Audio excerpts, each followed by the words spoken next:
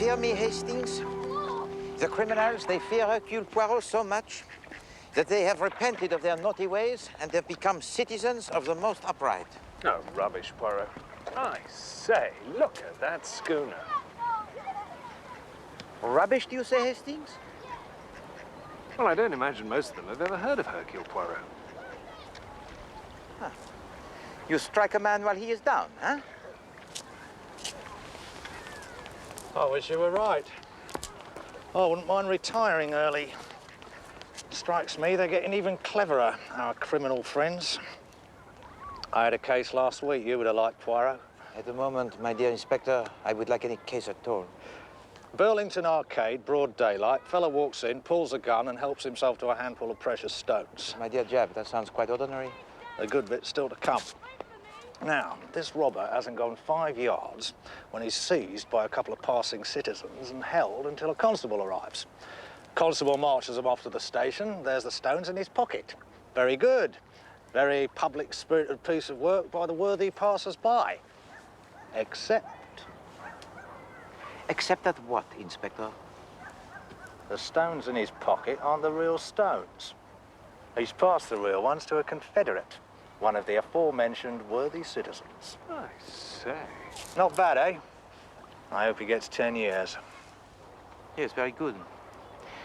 Mais pas de finesse. Seulement de l'audace. But yes, it is not badly imagined. You know, Hastings, sometimes I wish that I was not of such a moral disposition. Really? Would not Hercule Poirot do better than any criminal? Hercule Poirot would use his grossels, huh? Hercule Poirot would change his modus operandi for every crime. Scotland Yard would never be able to pin me down. Ah, Hastings. To work against the law for a change. I think it would be quite pleasing. Imagine it. Every morning, a new crime, huh? Every morning, Inspector Japp tearing the hair. And on every street corner, the cries of the newspaper sellers. Read all about it. Monsieur Big reveals everything. Yes, Miss Lemon. A lady came to see you, Mr. Poirot.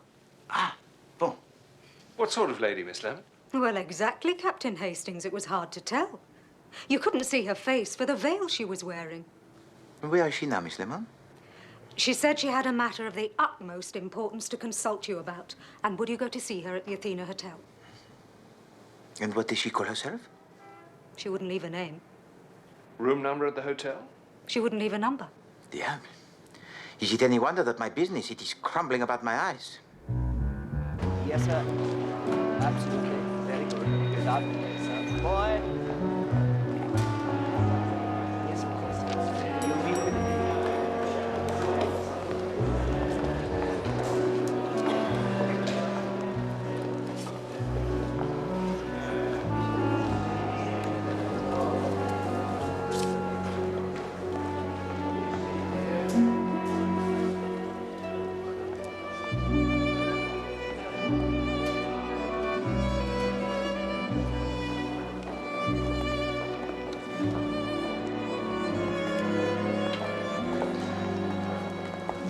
Bonjour, mademoiselle. You must be Monsieur Poirot.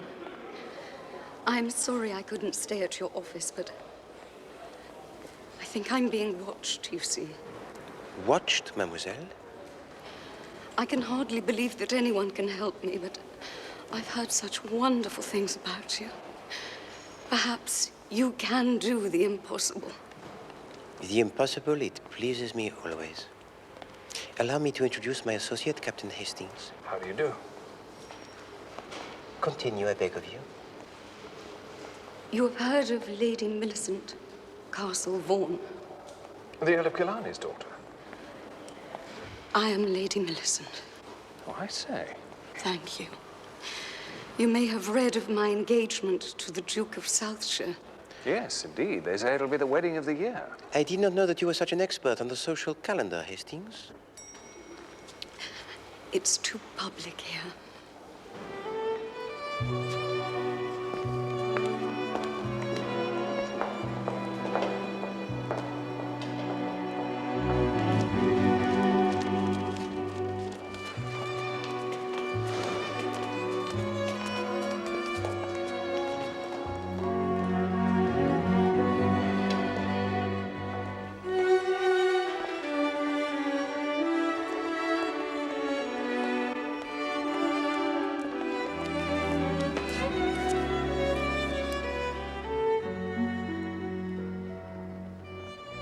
shall trust you.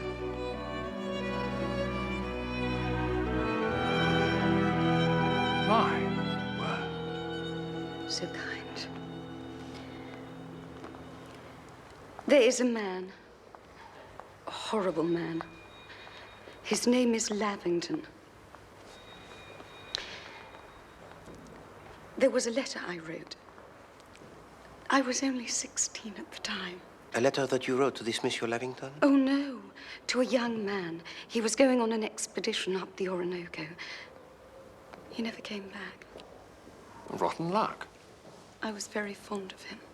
I understand. It was a foolish letter, an indiscreet letter, but nothing more. But there were phrases in it which might bear a different interpretation. I see. So it is this letter that has come into the hands of Monsieur Lavington? Yes. And he threatens to send it to my fiancé unless I send him an enormous amount of money. Dirty swine. I beg your pardon, Lady Millicent. How much is he asking? £20,000. It's impossible. I doubt if I could raise 1,000 even. And you have seen this letter? Yes. I went to his house in Wimbledon. He held it out for me to see.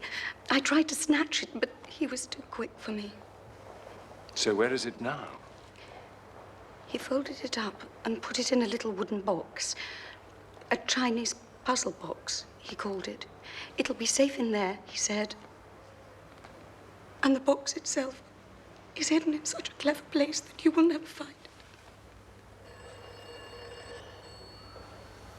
Oh, it is repugnant to me that you should pay to this man even 1 penny. Here, here. No, the ingenuity of Hercule Poirot shall defeat your enemies. Yes. Please be so kind as to send to me this Monsieur Lavington.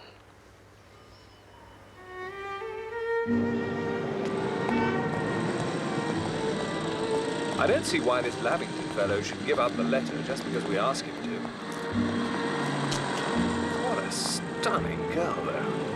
I sometimes think, mon ami, that you are too easily stunned. Thank you. Thank you, sir. Whitehaven Mansions, please, driver.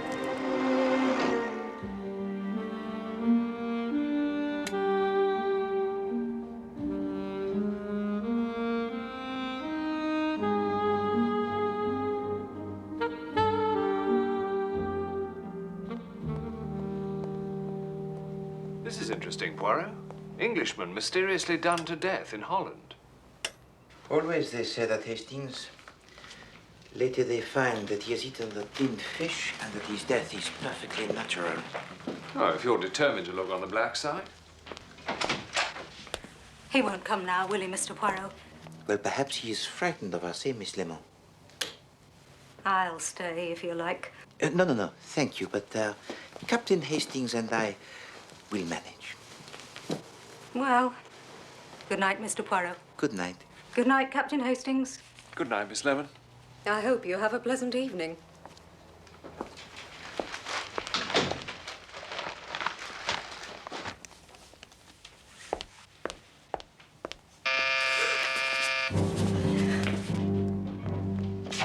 It's him. It's him. I'm sure it's him. Calm yourself, Miss Lemon. It is only the simple blackmailer. There's something nasty about blackmail, Mr. Poirot. You have nothing to fear of that, I am sure. Now, please be so kind as to let in Monsieur Lavington as you go.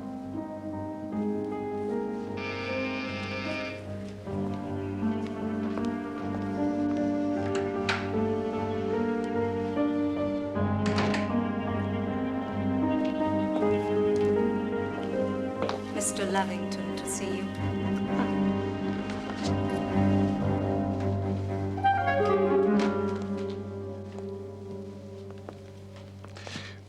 Well. So this is the famous Hercule Poirot, is it? It is, monsieur.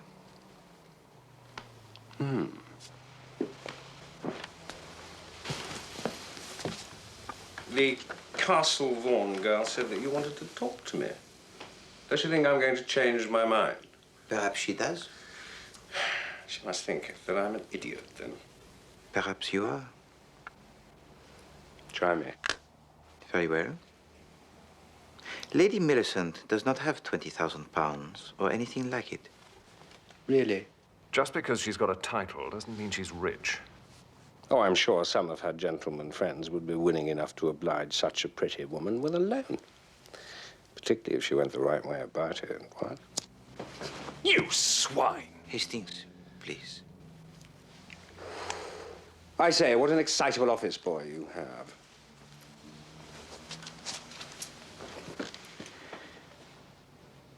Lady Millicent might raise with difficulty the sum of 5,000 pounds. 5? You will have your little joke, won't you? Hercule Poirot does not joke, monsieur.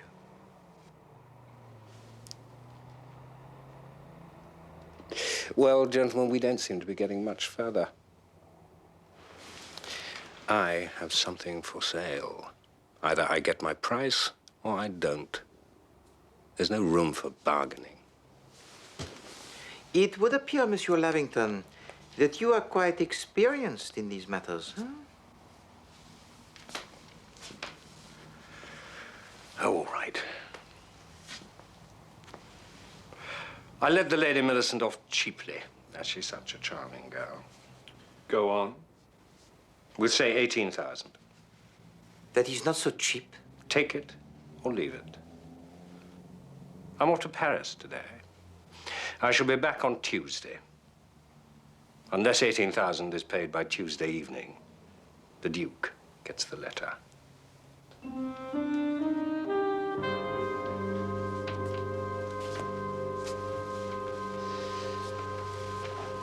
À tout à l'heure, messieurs.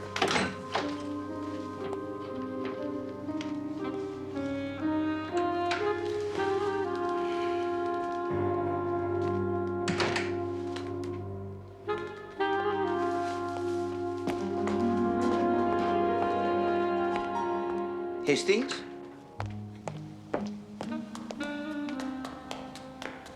Hastings? Hastings?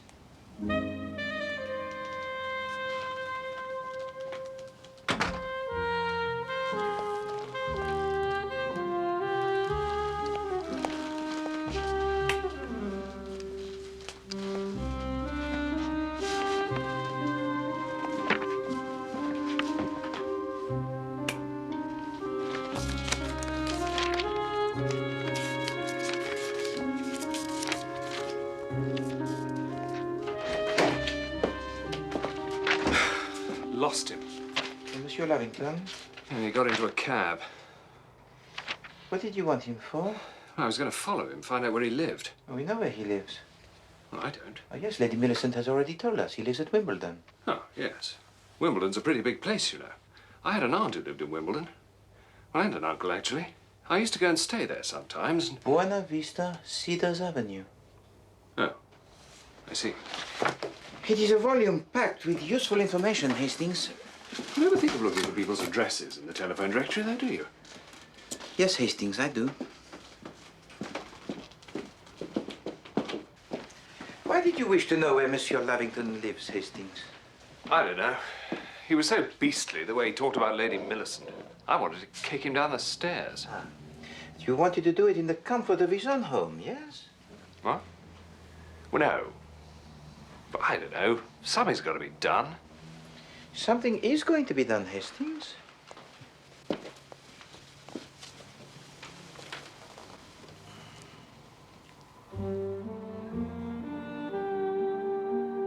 You're going to his house.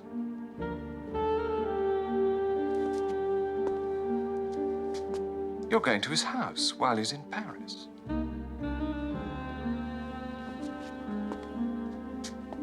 You're going to his house while he's in Paris. And you're going to burgle it.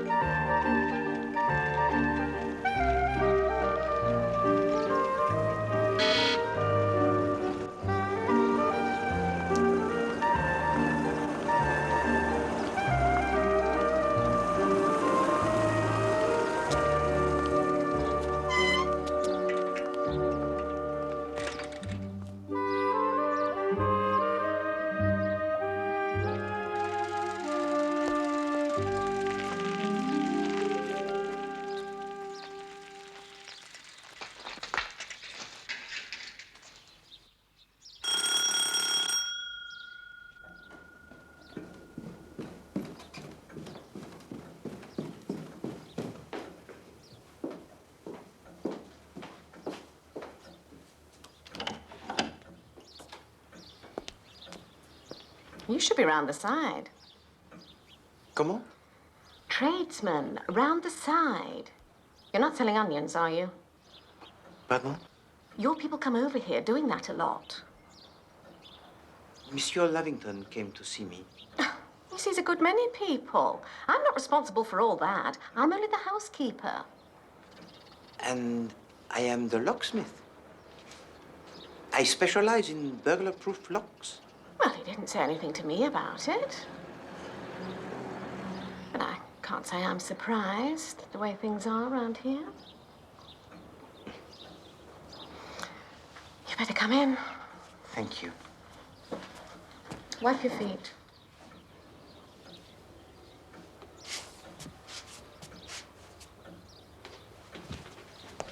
Hasn't been the same round here since they started the tennis up the road.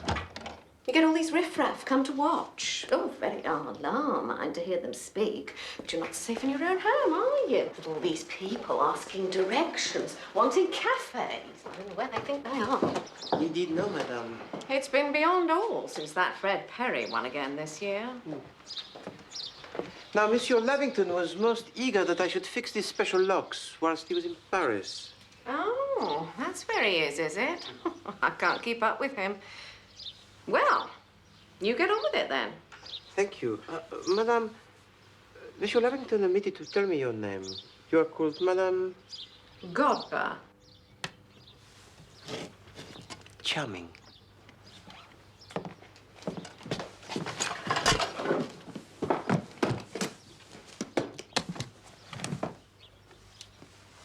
How come you're being a locksmith here when you're French? Because I am not French, madame. No? No. Where are you from then? Madame Godber, tell me, what is the country that is very full of the mountains and divided into cantons? You're never Chinese. No, madame. Switzerland, a country famous for its watches, its clocks, and its locks. I've heard about the watches. My late husband had one. God rest his soul. Never did him much good. Well, I can't stand here talking. I've got to get my work done. Get home to Streatham. Ah, I was under the impression that you lived in, madame. Oh, no, I certainly don't. I'm finished here at 6. Don't matter what.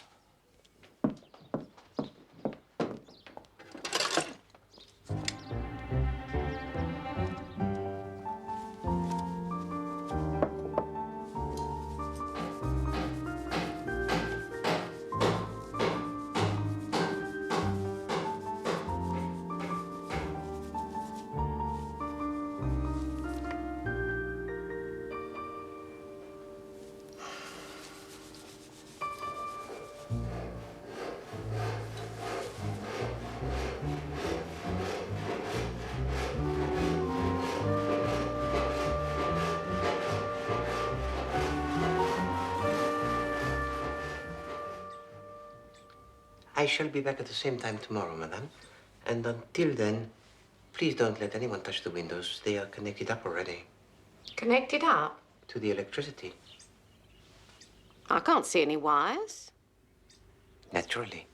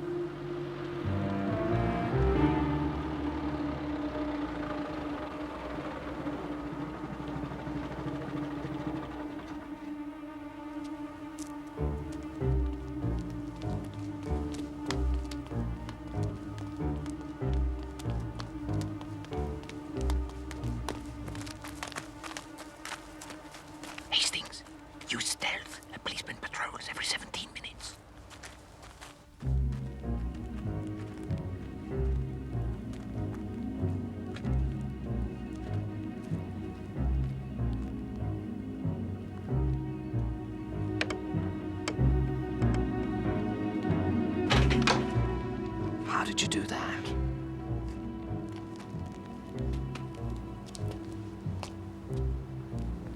Shh.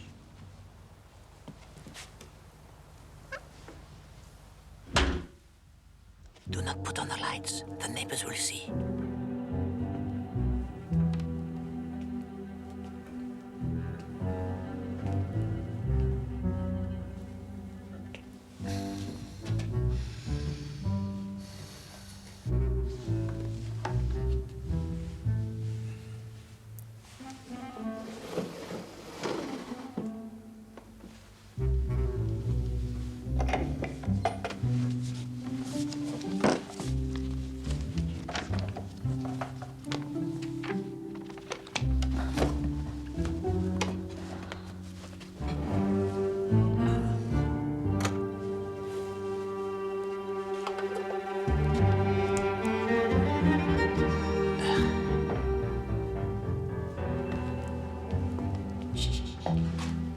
Anything? No. Me neither.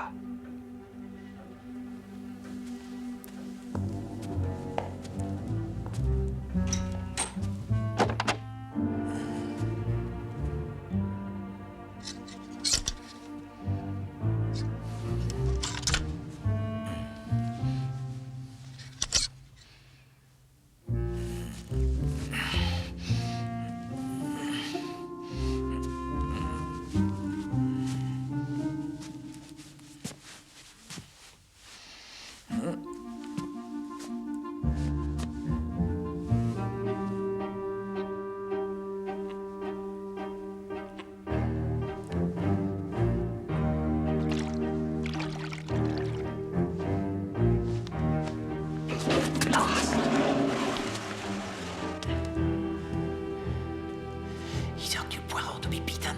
Never. I've searched everywhere. I even took the fruit out of the fruit bowl. Hastings, let us be calm. Let us reason. Let us... Enfin! Let us employ the little grey cells.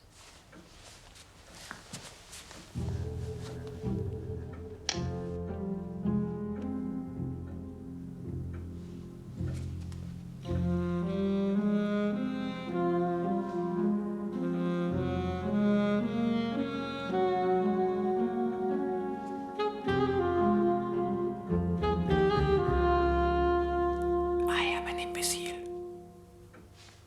The kitchen. The kitchen? That's impossible.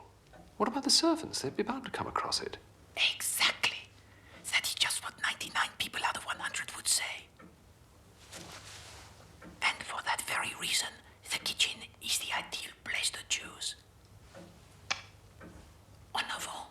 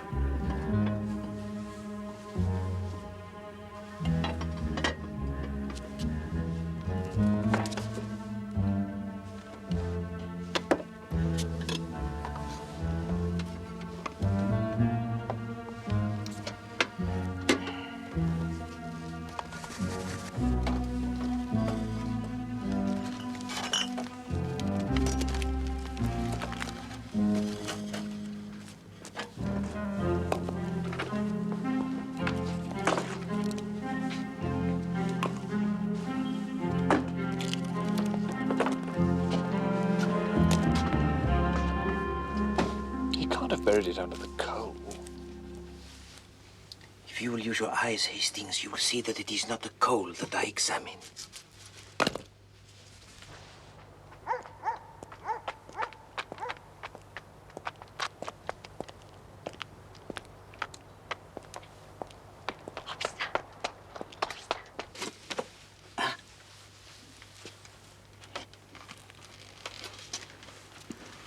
Direct your light for me, Hastings. Your knife, if you please.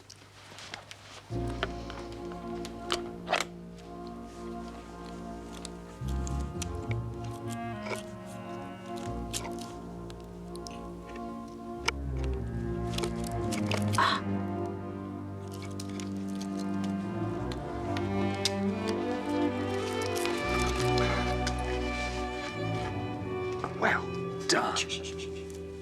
Gently with the voice. An extraordinary place. Anyone might have used the logs. In July. And it was hidden at the bottom of the pile. A very ingenious hiding place. You know, I think this will be quite a tease to open.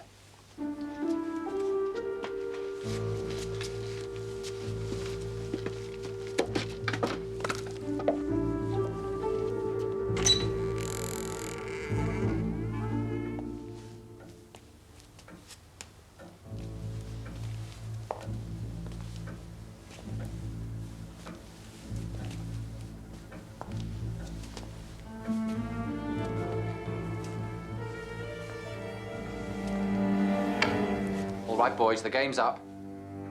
I want you to come quietly now.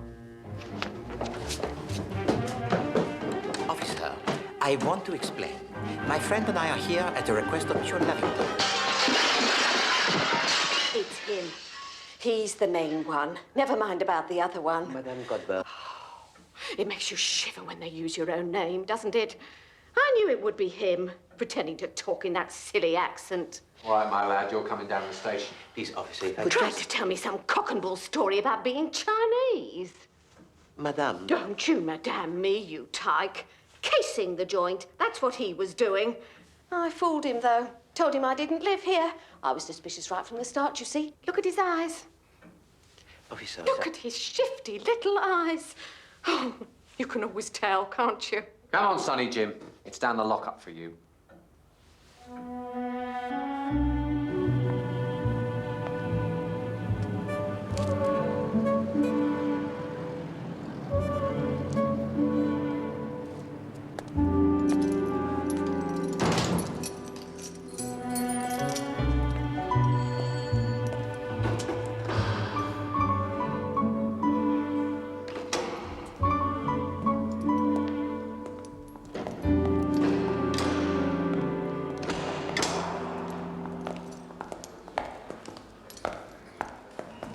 Morning, sir. Morning.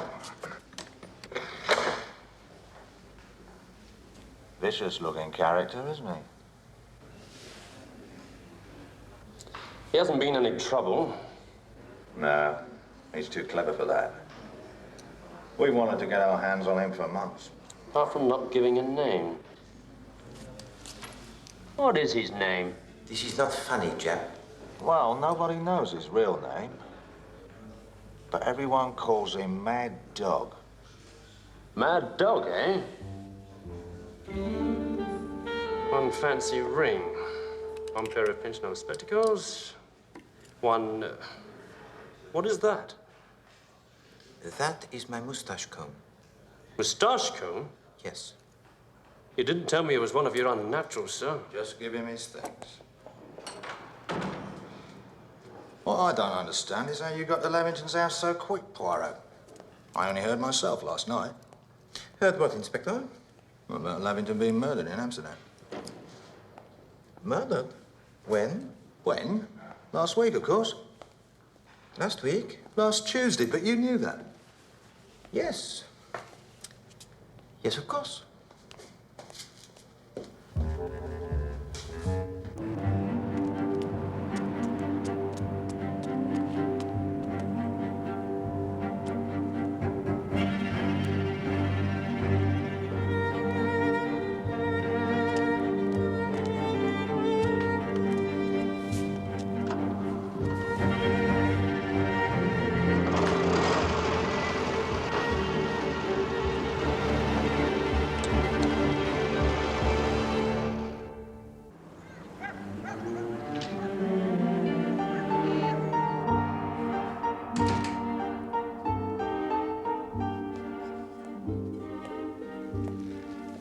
morning, Hastings.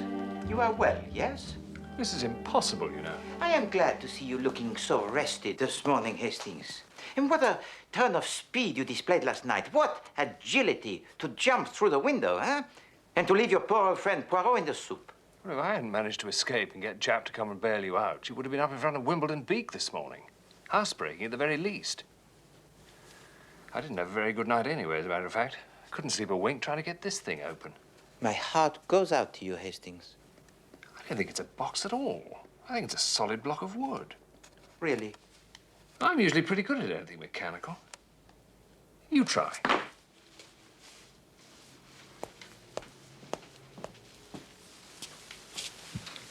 I think we should take a hammer to it. Moment, mon ami. Perhaps poor old Poirot can do it?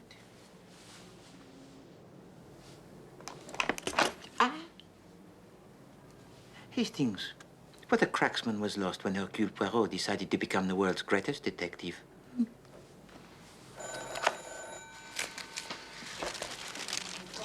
Is that it? Lady Millicent's letter? Well, you're not going to read it. But how will I be able to tell you if it is the letter of Lady Millicent, Hastings, if I do not read it? First burglary, now this. Ah, oui, c'est charmant. It's her, Lady Millicent. She wants to see you. Well, at her hotel in 1 hour. She says the hotel isn't safe. Well, where then? A strange circumstance has arisen which will amuse you, I think, Hastings. Oh, really? Monsieur Lavington is dead. Good heavens. Yes, in fact, he was already dead when he came to see us on Friday. Already dead when he... He was your Englishman mysteriously done to death in Holland. Done to death in Holland? Well, how did he get to London? Must have been someone else. Good, Hastings. Yes, very good.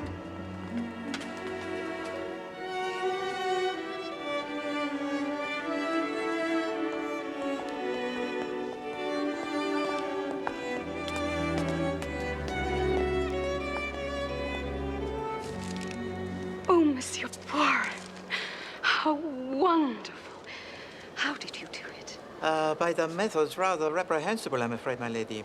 Oh, dear. In an operation very difficult and dangerous, Captain Hastings was particularly valorous. Oh. But I'm sure Monsieur Lavington will not prosecute. Oh, how can I ever thank you both? Where was it hidden? In the Chinese box, just as you said. And the Chinese box was hidden inside the fire log. And you found it. Oh, you are both wonderful, wonderful men. Where is it now? Comment? The Chinese box. Where is it now? The box? Mm. I don't know. You don't know? One could hardly lose a thing like that, surely.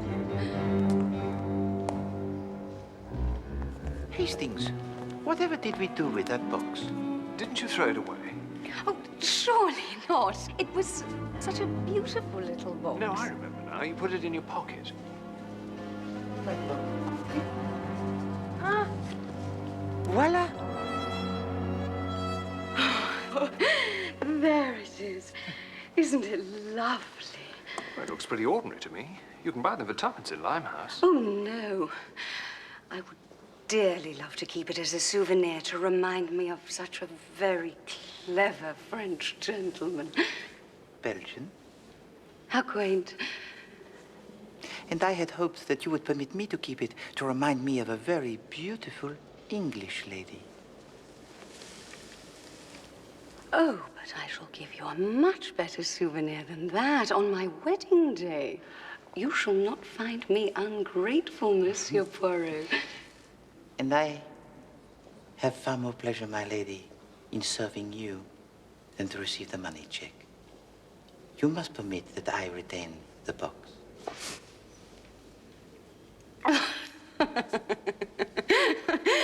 But, Monsieur Poirot, you don't understand. I simply must have it. I think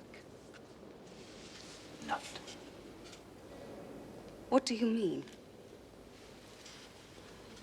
Inside this box is a cavity.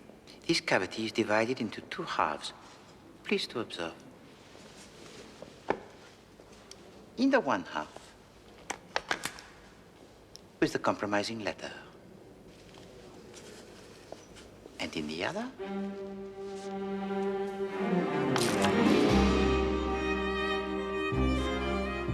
if I mistake not, the jewels from the necklace stolen in the Burlington Arcade robbery. Precisely. Oh, no. Hello, Gertie. Oh, gold nabbed. You know each other. Gertie runs the best tomfoolery gang in the country. Tomfoolery? Jewelry. Does he know everything? No. Why'd you go and get yourself mixed up with this Lavington, Gertie? That's what I can't make out. Me neither. Nasty bit of work he was. Blackmailer and all sorts. Don't I know it? He done the dirty on us. But it was him who gave me the idea about the job in the first place.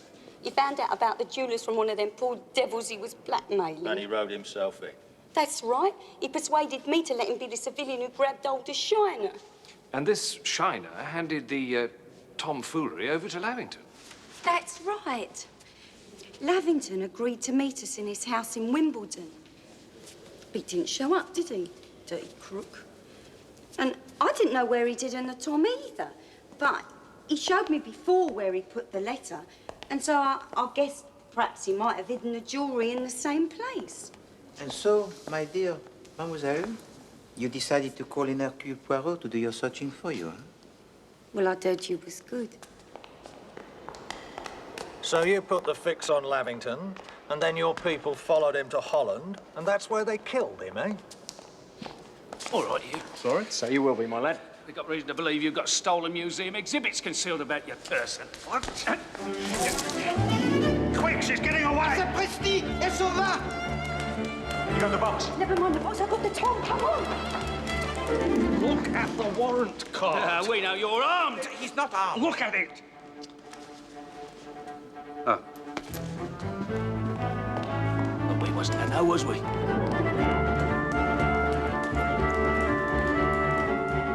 It's Lavington. Never. That's Joey Weatherly.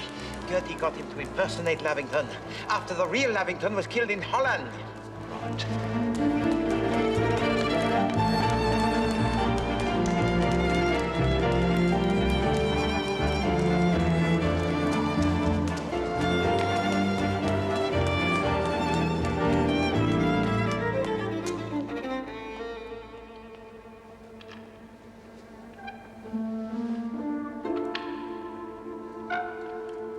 Weatherly?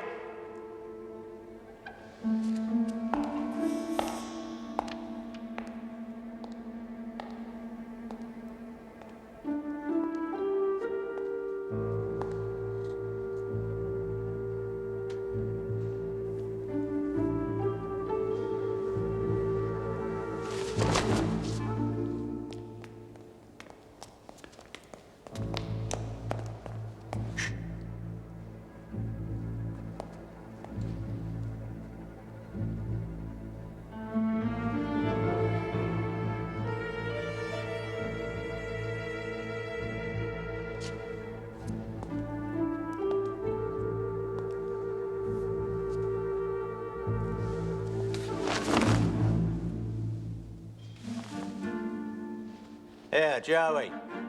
I've just found one of your relations.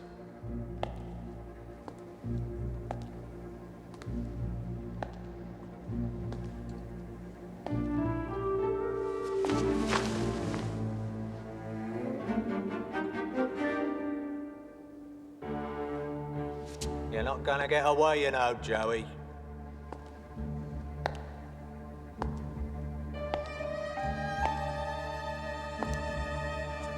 Come on, Gertie, give yourself up.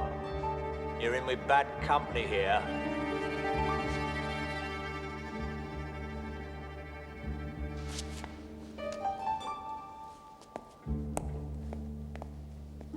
They're in here somewhere, Poirot. It is a waiting game, I think, mon ami. Not my way of doing things. I'm going to have every one of these dust covers off.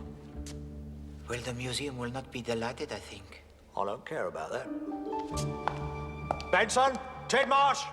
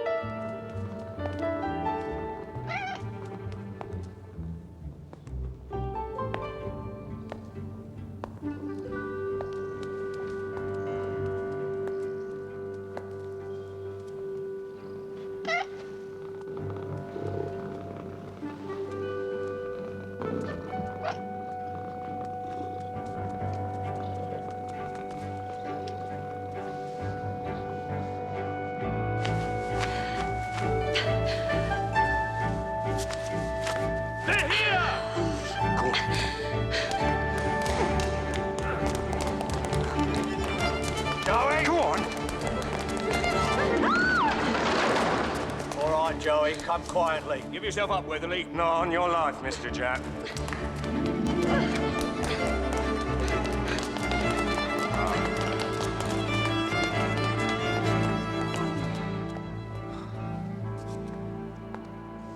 Come on, Gertie. Hand them over.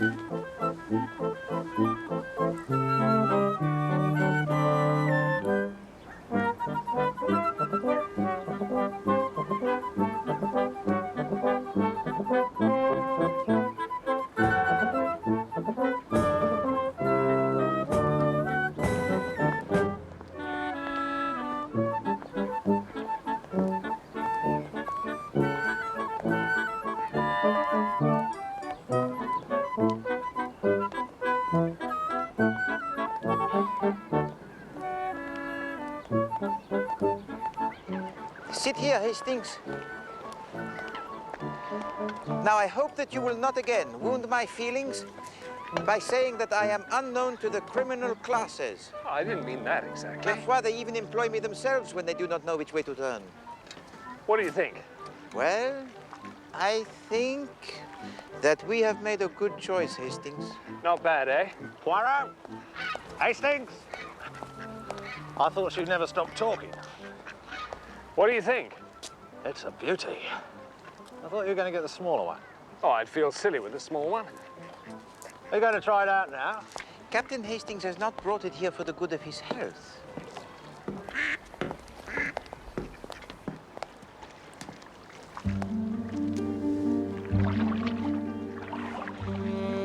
Did you ever think of going to sea, Poirot? No, no, my friend. This is as close as I like to get. I used to dream about the sea.